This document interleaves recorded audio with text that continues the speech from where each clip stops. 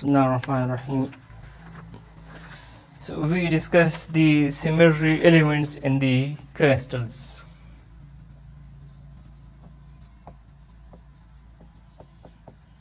Symmetry elements and symmetry operations.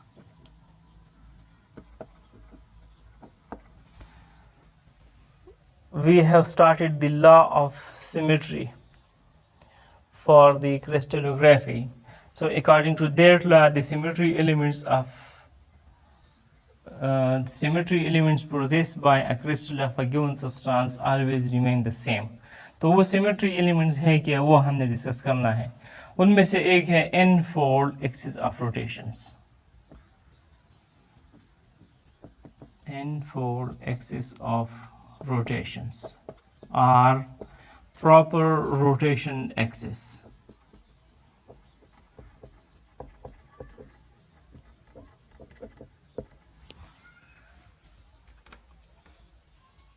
अब अगर कोई किसी क्रिस्टल में n-fold axis of rotation है, क्या है, उसकी डिग्री ऑफ रोटेशन क्या है, तो वो क्रिस्टल किसी भी तरीके से अगर हम बनाएंगे तो वो सेम ही रहना है, सेम ही रहेंगे. तो अब ये है क्या, इम्प्रॉपर रोटेशन एक्सिस है क्या, किसी क्रिस्टल में प्रॉपर रोटेशन एक्सिस है या नहीं है, कैसे पता चलेगा, कैसे मालूम करेंगे. If a crystal or molecule or object is rotated through an axis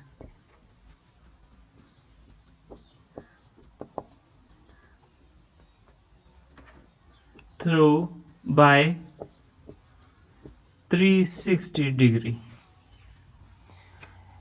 किसी ऑब्जेक्ट को, किसी क्रिस्टल को हम रोटेट करते हैं 360 डिग्री से, इस तरह मुकम्मल रोटेट करते हैं. तो इस रोटेशन के दौरान if a crystal is rotated through an axis by 360 degree and it produces n number of indistinguishable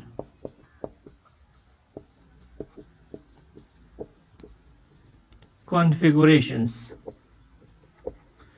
during these rotations. क्या क्या है, किसी क्रिस्टल को हम रोटेट करते हैं 360 डिग्री से. तो इस रोटेशन के दौरान अगर n number of indistinguishable configuration बन जाते हैं, then it is said that this crystal or molecule or object possesses n-fold axis of rotations. किसी क्रिस्टल को हम रोटेट करते हैं 360 डिग्री से. इस रोटेशन के दौरान अगर n नंबर ऑफ कॉन्फ़िगरेशन बन जाते हैं, इनडिस्टिंग्विशेबल कॉन्फ़िगरेशन बन जाते हैं, तो हम फिर ये कहते हैं कि इस क्रिस्टल में n-fold axis of rotation है. If two configurations are formed,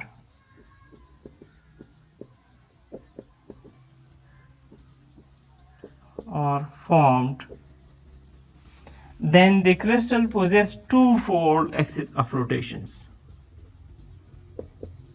Crystal possesses two-fold axis of rotations. इसी तरह, if three configurations are formed,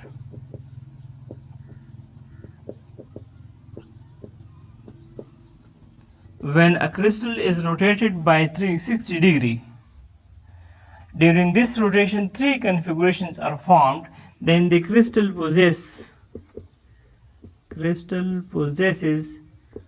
three-fold axis of rotations, इसको C3 कहते हैं, इसको C2 कहेंगे, एक्सिस ऑफ रोटेशंस।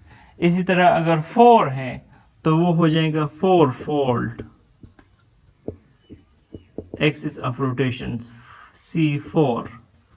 6 है, सो ऑन, 6 कन्फिगरेशन 5 बन जाते हैं, 6 बन जाते हैं, तो C6 C5, जनरली हम Cn कहते हैं अगर n कन्फिगरेशन बन जाते हैं। So this crystal possesses n-fold axis of rotations,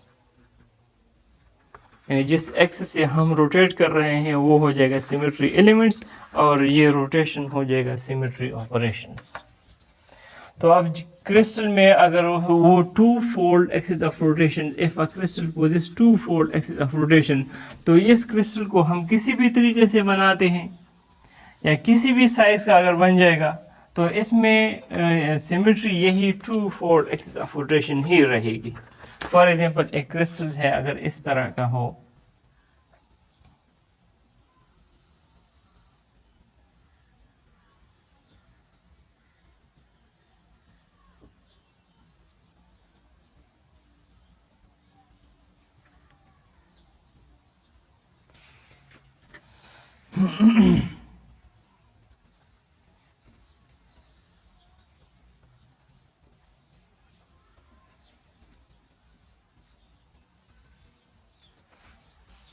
अब इसको अगर यहां से हम रोटेट करते हैं टॉप से,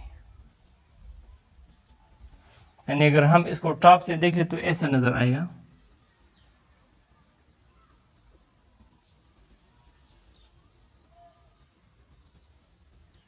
टॉप से इस तरह नजर आएगा।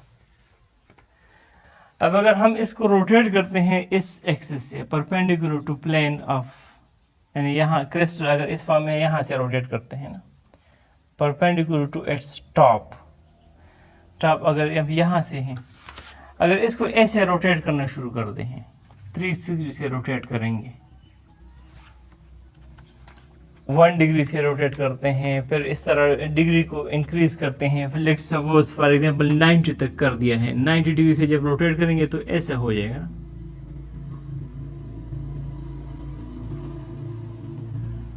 फिर 90 कर लेंगे,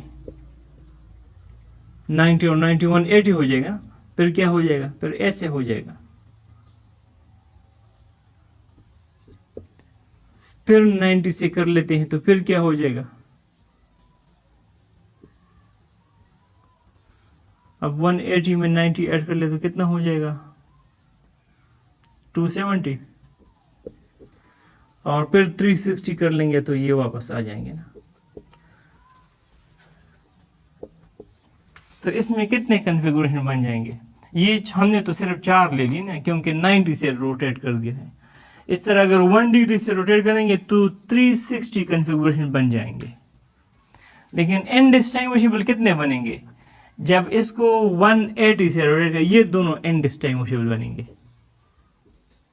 180 से जब रोटेट करेंगे तो इसमें से एक कन्फिगरेशन इनडिस्टिंग्विशेबल बन जाएगी, और फिर 180 से रोटेट करें तो वापस अपनी जगह पर आ जाएंगे। तो इसका मतलब है कि इस क्रिस्टल को अगर हम 360 से रोटेट करते हैं तो इस रोटेशन के दौरान इसमें 2 indistinguishable configuration बन जाएंगे। So therefore this crystal possesses 2-fold axis of rotations। अब अगर ऐसे क्रिस्टल है तो चाहे उसका साइज छोटा हो या बड़ा हो, उसमें से ये सिमेट्री एलिमेंट सेम ही रहेगा। इस तरह यहां से भी रोटेट कर सकते हैं, इस केस में ऐसे, इस तरह जब रोटेट करेंगे तो फिर क्या हो जाएगा, ये जब 90 से रोटेट करेंगे तो क्या हो जाएगा, इस फॉर्म में आ जाएगा। फिर 180 से 90 से फिर कर लेते हैं, 180 कर लेते हैं, फिर क्या हो जाएगा, ऐसा हो जाएगा। और 360 से फिर करेंगे तो अपनी इनिशियल पोजीशन पर आ जाएंगे ना। तो अब अगर एक्स एक्सिस से इस बोर्ड के परपेंडिकुलर एक्सिस से अगर हम रोटेट करते तो कोई कन्फिगरेशन भी नहीं बन जाती। तो इस एक्सिस में there is no n-fold axis of rotation, तो इसमें सिर्फ एक सिमेट्री एलिमेंट्स है, n fold axis of rotation है या प्रॉपर रोटेशन एक्सिस है, और वो क्या है, इस टॉप के पैरेलल है ना, टॉप से परपेंडिकुलर है। दो कन्फिगरेशन बन जाएंगे। तो इस किस्म के crystals they possess two fold axis of symmetry, two fold axis of rotations. इसी तरह अगर एक क्रिस्टल है, ओके,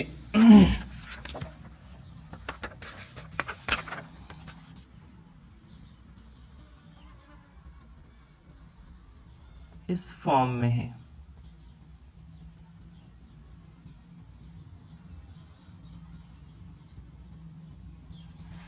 इस तरह का है, इसमें क्या होगा, यानी इसके अगर हम टॉप को देख ले तो वो ऐसा हमें नजर आ जाएगा ना। यहां से इसको रोटेट करते हैं इस एक्सिस से, तो कितने कन्फिगरेशन, यानी इस मार्कर के इर्द गिर्द हम इसको रोटेट कर रहे हैं, तो ये मार्कर इसका एक्सिस ऑफ रोटेशन हो जाएगा, और ये जो रोटेशन है वो सिमेट्री ऑपरेशन हो जाएगा। तो लेट्स सपोज ये 1 है, 2 है और 3 है। अगर 360 से हम रोटेट करना शुरू करेंगे तो कितने कन्फिगरेशन बन जाएंगे। एक, जब ये A1 इस 2 की पोजीशन पर आ जाए, 120 एंगल से, 1, 2 और 3, फिर रोटेट करते हैं तो ये 1 पर यहां पर आ जाता है, 1, 2 और 3, और फिर रोटेट करेंगे तो फिर इनिशियल पोजीशन पर आ जाएंगे, 1, 2 और 3। 3 कन्फिगरेशन बन गए हैं, क्योंकि ये दोनों तो सेम है ना। तो 3 कन्फिगरेशन बन जाते हैं जब हम इस क्रिस्टल को रोटेट करते हैं through an axis. So therefore we say that this crystal possesses threefold axis of rotations, C3 or threefold axis of rotations। इसी तरह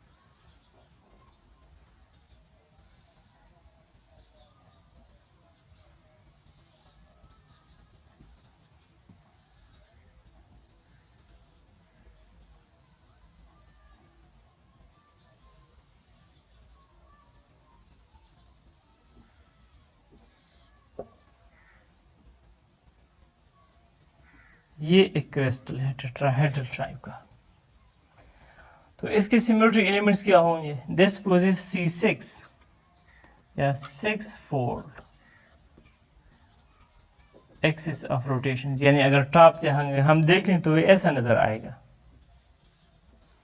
अब अगर इसको इस मार्कर के इर्द हम रोटेट करना शुरू करते हैं तो 1, 2, 3, 4, 5 और 6, तो क्या हो जाएगा, जब 360 से रोटेट करना शुरू करेंगे तो एक पोजीशन आ जाएगी कि ये 1 इस 2 के पोजीशन पर आ जाता है, तो वो इनडिस्टिंग्विशेबल कन्फिगरेशन बन जाएगी। इस तरह पे एक और पोजीशन आ जाएगी कि 1 इस 3 के पोजीशन पर आ जाता है, फिर ये 1, 5 पर, 1, 5, 4 पर, 1, 5 पर, 1, 6 पर और फिर 1 अपनी जगह पर। तो इस तरह 6 कन्फिगरेशन बन जाएंगे जब हम इस को रोटेट करते हैं through an axis. Therefore, this crystal possesses 6-fold axis of rotations। इसी तरह एक है plane of symmetry, reflection plane।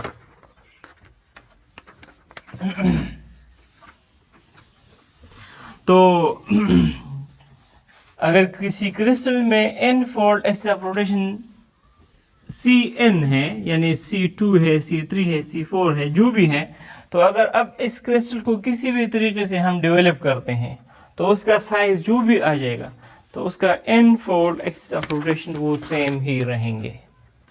अच्छा, प्लेन ऑफ सिमेट्री ये क्या है, प्लेन ऑफ सिमेट्री, इसको सिग्मा से रिप्रेजेंट करते हैं।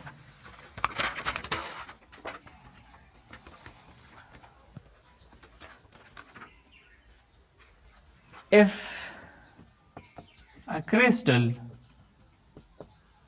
or molecule or object is reflected through a plane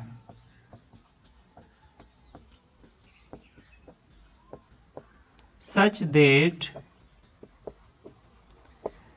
the original and its mirror image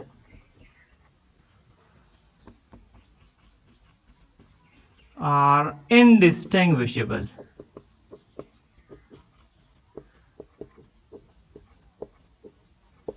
then the plane is called plane of symmetry. Then the crystal is said to possess plane of symmetry.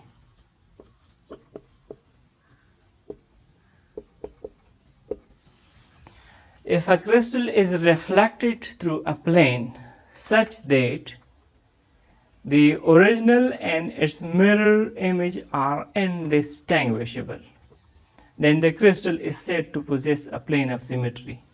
इसको ऐसे भी define कर सकते हैं, if a crystal is divided, cut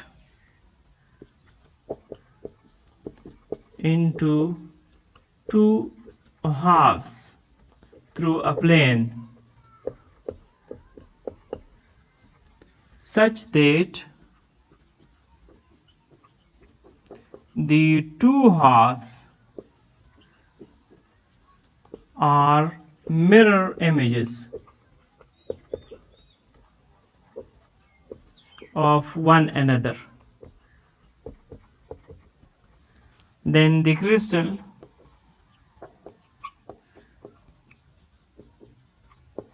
is said to possess plane of symmetry.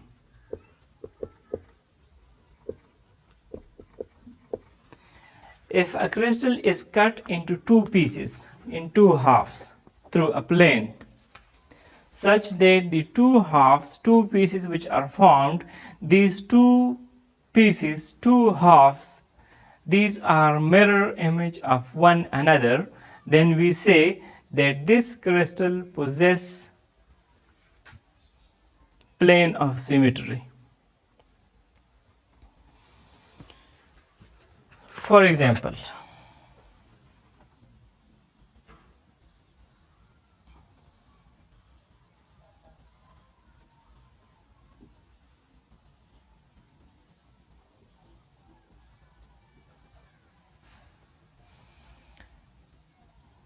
ये 1 2 3, सिर्फ ये दो ही ले लेते हैं, 1 2 3 4 का ये एक फेस ले लेते हैं ना, ये वाला फेस। जब इसको हम इस प्लेन से रिफ्लेक्ट करेंगे तो इसका इमेज कैसा बनेगा? ये वाला प्लेन जो राइट पर है, इसके इमेज में लेफ्ट की तरफ नजर आएगा, लेफ्ट वाला नजर आएगा।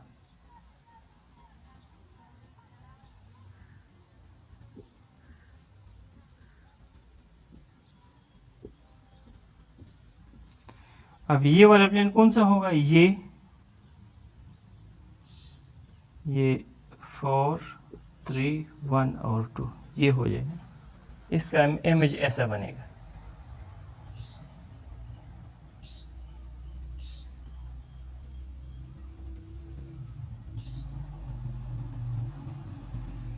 तो ये इनडिस्टिंग्विशेबल है।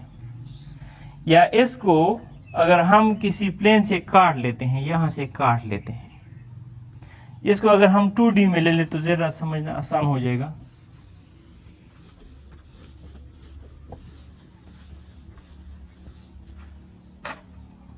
इस तरह ये क्रिस्टल है, इसका टॉप ले लिया है, यहाँ पर जो हमने ड्राई किया था इस तरह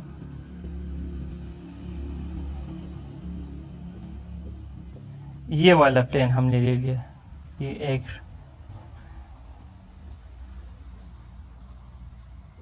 ये वाला ये है ना टॉप वाला प्लेन है, बाकी इसके पीछे है बाकी क्रिस्टल्स। अब अगर इसको इस प्लेन से हम रिफ्लेक्ट करते हैं, ये 1 है, ये 2 है, ये 3 है और ये 4 है, यहाँ से जब हम रिफ्लेक्ट करते हैं तो इसका इमेज कैसे बनेगा 1 2 4 और 3, तो ये दोनों इनडिस्टिंग्विशेबल है। So therefore we say that this crystal possesses a plane of symmetry. इसी तरह अगर इस क्रिस्टल को हम काट लेते हैं, दो हिस्सों में डिवाइड कर लेते हैं, यहां से इसको डिवाइड करते हैं, तो क्या हो जाएगा, दो हाफ बन जाएंगे। अब अगर ये एक हाफ हम उठा लें और इसको रिफ्लेक्ट करते हैं, यहाँ पर मिरर लगा लेते हैं, तो इसका इमेज कैसा बनेगा, इमेज ऐसा बन जाएगा, ये 1 2 3 और 4 है, ये 1 और 2 अगर हमने ले लिए, 1 और 2 ले लिया है, तो इसको रिफ्लेक्ट करते हैं तो इसका इमेज कैसा हो जाएगा 2 और 1, ये इसका इमेज होगा। तो ये पार्ट ये बिल्कुल वही है, यानी इसका मतलब जब हम इस क्रिस्टल को इस प्लेन से काट देते हैं, डिवाइड कर लेते हैं, तो इससे दो हाफ बन जाते हैं, तो एक हाफ दूसरे का मिरर इमेज है, यानी इसका इमेज कैसे बनेगा, इसी की तरह बनेगा, और इसका इमेज कैसा बनेगा, वो इसकी तरह बनेगा। So if this crystal is cut into two halves through this plane, this produced two halves. These two halves are mirror images of one another. So therefore we say that this crystal possesses a plane of symmetry. इसमें plane of symmetry है। अब कितने plane हैं इसमें, अगर ये crystal plane अगर हम ले लेते हैं, कितने प्लेन बन जाते हैं, एक तो यहाँ पर ये अगर फॉर एग्जांपल 1 और 2 लेते हैं, ये 3 और 4,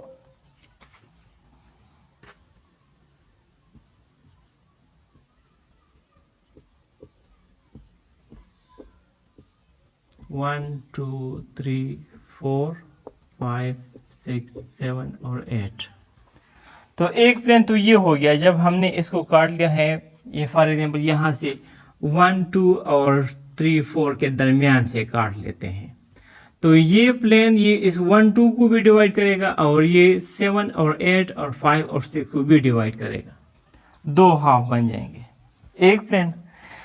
अच्छा, एक यहाँ से काट सकते हैं, कैसे कि 2 और 3 को काट दे, 1 और 4 को काट दे, 6 7 और 8 और 5 ये काट रहा है ना, एक प्लेन यहाँ से हो जाएगा, 1 2 को काट रहा है, एक 2 3 को काट रहा है, दो प्लेन हो गए। इस तरह एक प्लेन यहां से भी पॉसिबल है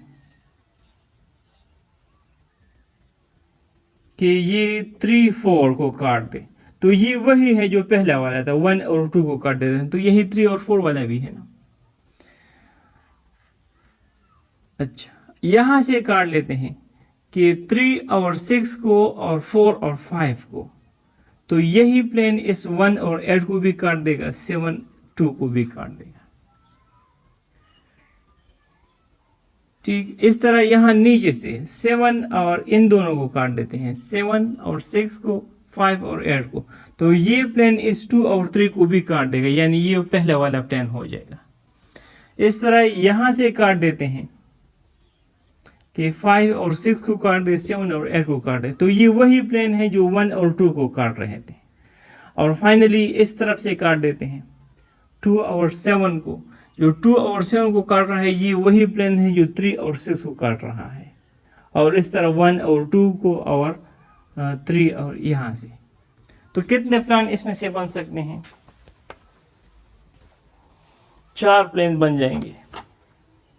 तो दिस पोजेस 4, और एक इसमें यहाँ से भी काट सकते हैं, इस तरह इससे भी मिरर इमेजेस बन जाएंगे ना, इस तरह 1 और 3 के दरमियान, या इस तरह 4 और 2 के दरमियान इस तरह काट लेते हैं, तो इसमें यहाँ से दो पार्ट बन जाएंगे।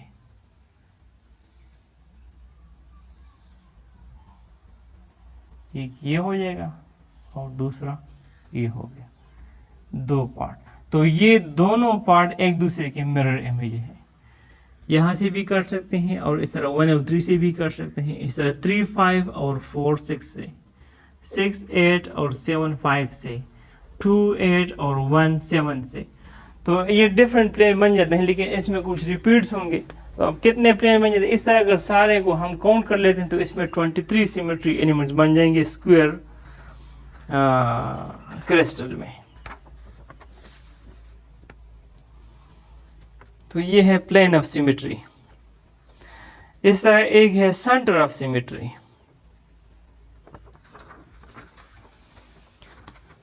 सेंटर ऑफ सिमेट्री क्या है या inversion centre,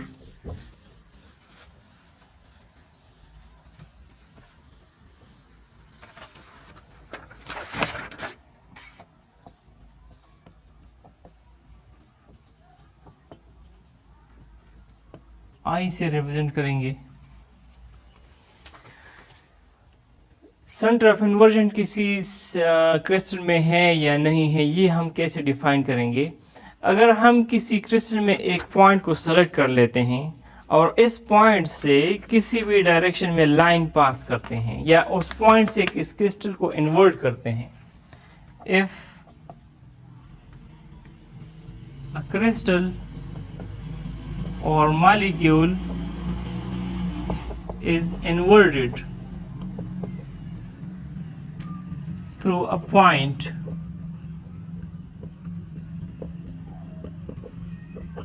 such that it produce this inversion, such that inversion produces indistinguishable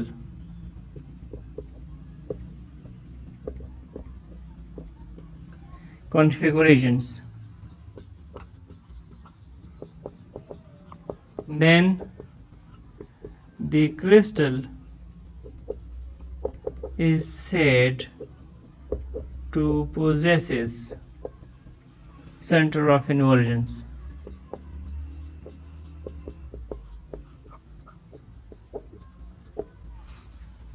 या किसी क्रिस्टल में एक पॉइंट को सेलेक्ट कर लेते हैं और इस पॉइंट से स्ट्रेट लाइन पास करते हैं किसी भी डायरेक्शन में, तो लाइन के दोनों एंड पर आइडेंटिकल ग्रुप आ जाएंगे, तो फिर इस पॉइंट को कहते हैं centre of inversion. For example square ले लेते हैं, लेकिन उसका सिर्फ टॉप व्यू ही ले लेते हैं, 1 2 3 और 4। जब इसको इस सेंट्रल पॉइंट से इन्वर्ट करेंगे तो क्या हो जाएगा, सारे इन्वर्ट हो जाएंगे। ये 2 और 4, 3 और 1 ये इन्वर्ट हो गया है ना, तो दिस इज इन्वर्जन।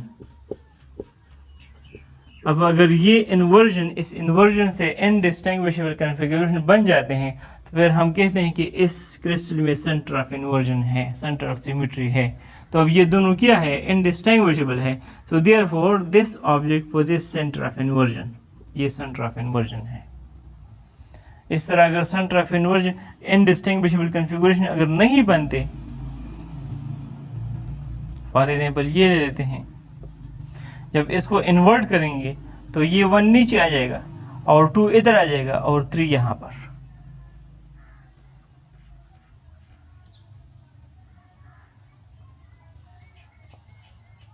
ऐसे हो जाएगा ना, ये 1 2 और 3। अब ये दोनों डिफरेंट है, इसका ये एपेक्स ऊपर की तरफ है, इसका नीचे की तरफ है, तो these are distinguishable.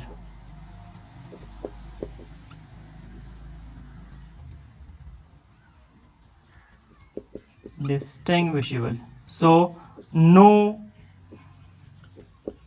center of inversion in this case। ये दोनों indistinguishable है।